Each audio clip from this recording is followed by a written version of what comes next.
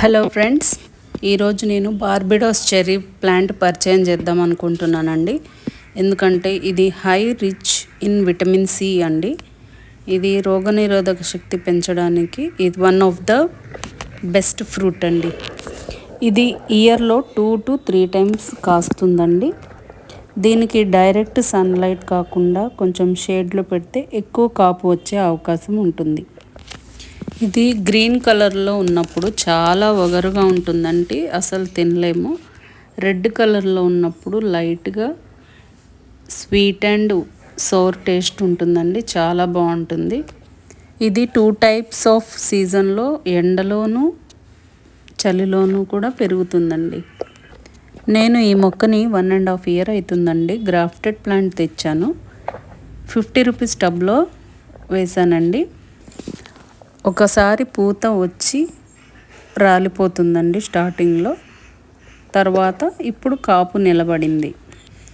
ఇంకా కాపు నిలబడ్డాక ప్రతి 15 రోజులకు ఒకసారి ఎవ్రీ ఫ్రూట్ ప్లాంట్కి మస్ట్ అండ్ షుడ్గా పూత స్టార్ట్ అయ్యాక ప్రతి 15 రోజులకు ఒకసారి మస్టర్డ్ కేక్ ఫర్టిలైజర్ కానీ బనానా పీల్ ఫర్టిలైజర్ కానీ, లేదు అంటే మనకు తినడానికి పనికిరాని బనానా, బాగా పండిన బనానా తీసుకొని చెట్టుకి మొదల నుంచి కొంచెం దూరంలో మట్టి తీసి అందులో పెట్టి మట్టి కప్పేయాలండి.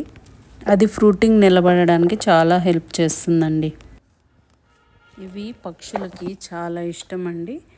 నిన్న చూస్తే చాలా ఫ్రూట్స్ ఉన్నాయి, ఈరోజు చూస్తే 2 fruits మనకి మిగిలిచ్చాయి.